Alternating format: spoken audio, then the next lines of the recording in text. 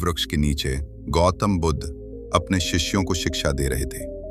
शिष्य शांति से बैठे थे, लेकिन एक युवक बार बार जम्हाई ले रहा था। उसका मन पढ़ाई में नहीं लग रहा था। बुद्ध मुस्कुराए और बोले, आओ मैं तुम्हें एक कहानी सुनाता हूं।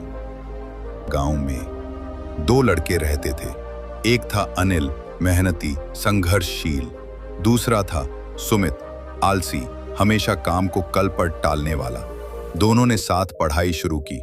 अनिल सुबह जल्दी उठकर मेहनत करता और सुमित कहता, भाई अभी तो बहुत टाइम है, कल से करूंगा। समय बीतता गया। अनिल गांव का सबसे अच्छा किसान बना और सुमित, वो आज भी बस आलस में पड़ा था।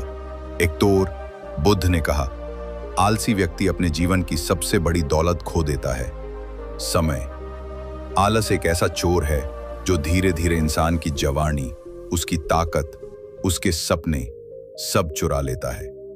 और मेहनत, वो संघर्ष के रास्ते से होकर ही सम्मान तक पहुंचती है। फिर शिष्य से पूछा, अगर तुम आज आलस करोगे तो कल ज्ञान कैसे मिलेगा? अगर तुम आज संघर्ष नहीं करोगे तो कल शांति कैसे पाओगे? शिष्य की आंखें भर आईं। वो समझ गया कि उसका आलस ही उसके जीवन का सबसे बड़ा दुश्मन है। उस दिन के बाद उसने ठान लिया, हर सुबह उठकर साधना करूंगा, हर पल मेहनत करूंगा। और धीरे धीरे वो बुद्ध के सबसे अनुशासित शिष्यों में गिना जाने लगा। वो रोज सुबह जल्दी उठने लगा था, ध्यान करता, साधना करता और गांव-गांव जाकर लोगों की मदद करने लगा था। शुरुआत कठिन थी। जब भी सुबह सूरज निकलता, उसका मन कहता, थोड़ी देर और सो जाऊं। लेकिन वो याद करता बुद्ध की सीख, आलस मौत है, और फिर तुरंत उठ खड़ा होता। एक दिन की बात है, गांव में भयंकर बीमारी फैल गई। लोग डर के मारे घरों से नहीं निकल रहे थे। लेकिन वही आलसी शिष्य अब आगे आया।